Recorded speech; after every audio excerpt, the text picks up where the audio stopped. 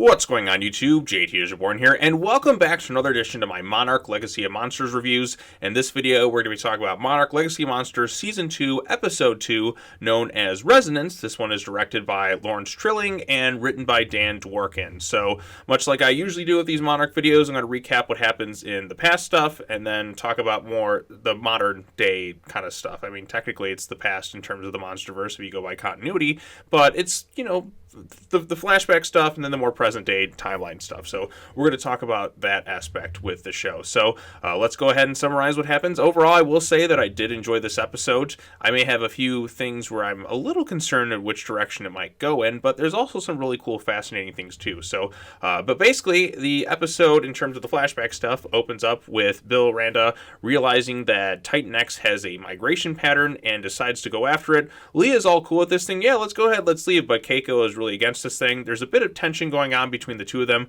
which tells me that the writers might try to force some sort of love triangle nonsense. Now, I'm recording this before I see episode 3, and I swear to God, if I see them cheating on one another, I'm going to be pissed. Why does everyone need to be a cheater in the show?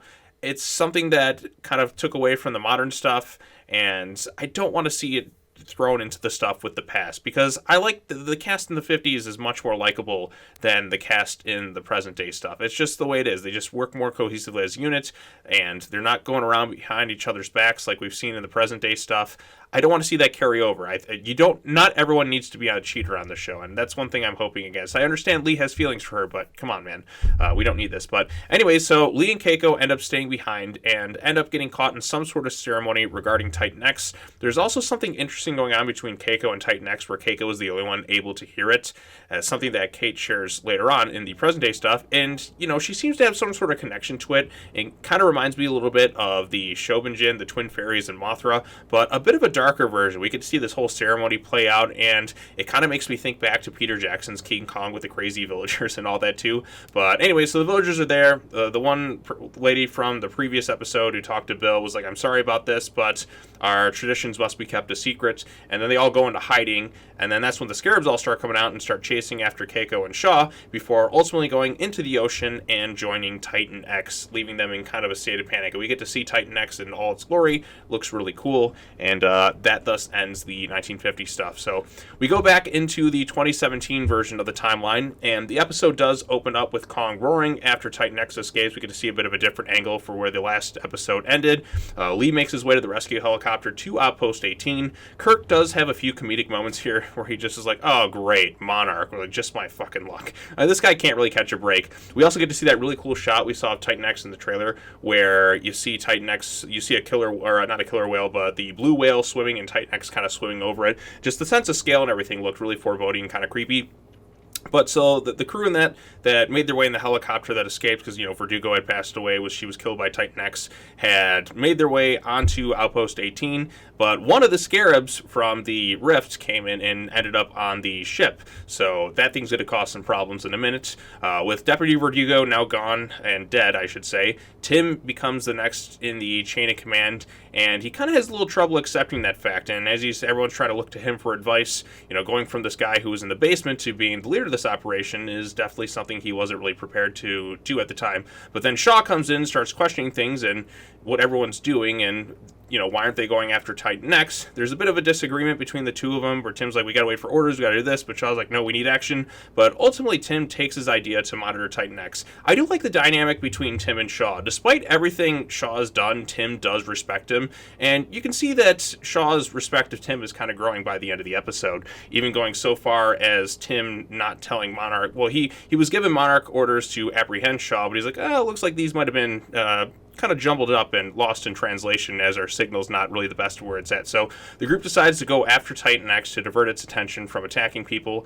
Meanwhile, one of the scarabs attacks Kate on the ship, and when it gets hurt, it sends out a signal that alerts Titan X of its presence, indicating that there is some sort of symbiotic relationship between them and Titan X. Whether they're an offspring or not, I don't exactly know. Or maybe they're a parasite that's the real kind of mastermind behind it. We've seen Titans controlled by kind of other, like, Titans and other things in this universe. I mean, look to Scar King, where he had the crystal over Shinmo. Maybe the scarabs have something over Titan X. Could be something like that. I don't know. Oh, and Kate, much similar to her grandmother, Keiko, seems to have some sort of connection to Titan X similar to what Keiko had in the past, where she's able to hear things that no one else is really able to hear. So I wonder what's going on with that. It's kind of interesting. So with Titan X chasing after them, Shaw decides to take the Scarab and flees out in a separate boat, so that way it'll follow him in a scene that feels very much like a big homage to Godzilla -1, where Godzilla's chasing them on the little boat, and now we have Titan X chasing Shaw. And the sense of scale looks great.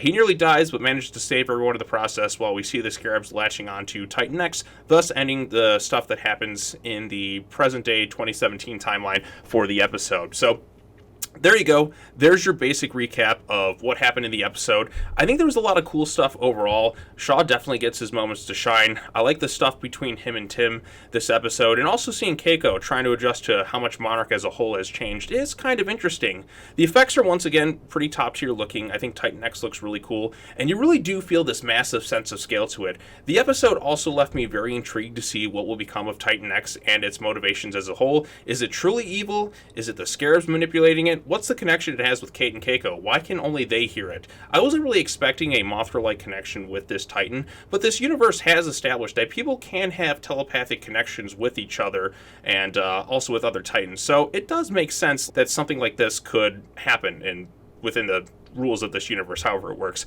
But anyways, if I had any sort of concerns, it's with the flashback stuff. I am worried that the writers are going to try and push for this affair between Lee and Keiko. It just makes the characters more unlikable and creates some dumb, unnecessary drama.